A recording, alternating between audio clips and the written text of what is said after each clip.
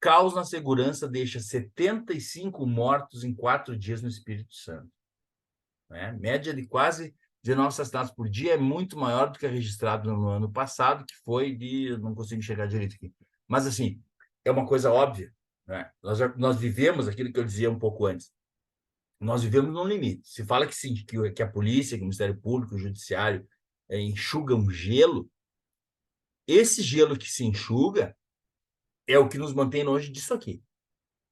Porque isso aqui é guerra civil. Né? Tem essa obra que eu também recomendo muito, colega. Guerra Civil, Hans Magnus Etzenberg.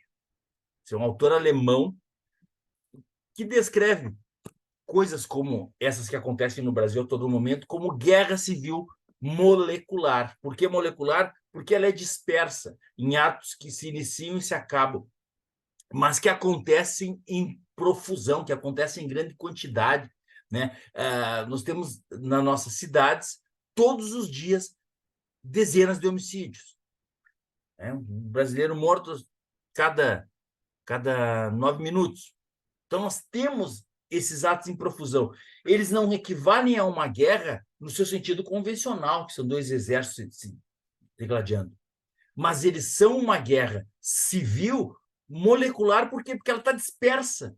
É uma guerra, um conflito de baixa intensidade, que você não sente ele talvez imediatamente, porque ele pode estar acontecendo num local distante de onde você está, mas as estatísticas, a contagem de corpos, ela acusa isso ano após ano, pela quantidade de mortos equivalente a países em zonas de guerra.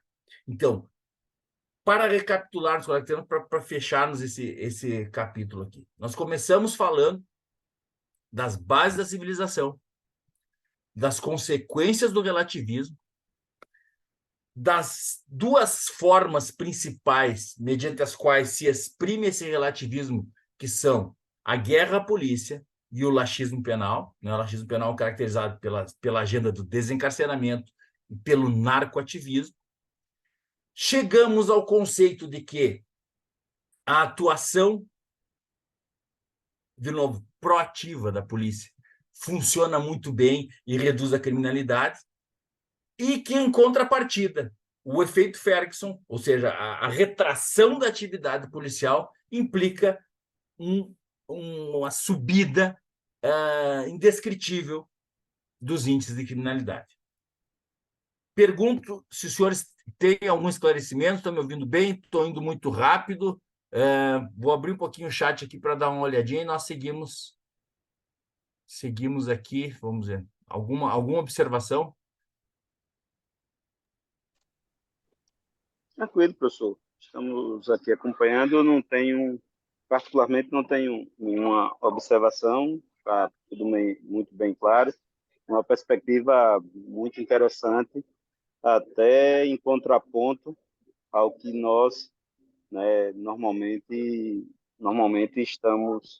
estamos vendo, né, por mídia, essa massificação, e esse contraponto está muito bem delineado aí pela sua aula.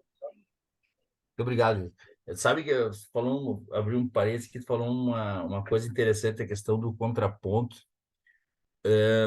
Eu tinha uma ilusão quando eu comecei a abordar esses assuntos, a tratar desses assuntos, uma ilusão que a partir do momento que se mostrasse as coisas dos termos que eu estou mostrando aqui, né, basta somar 2 e 2, que isso acontecesse, as pessoas teriam essa visão e cederiam à razão, porque eu estou sempre pronto a ceder um argumento melhor que o meu.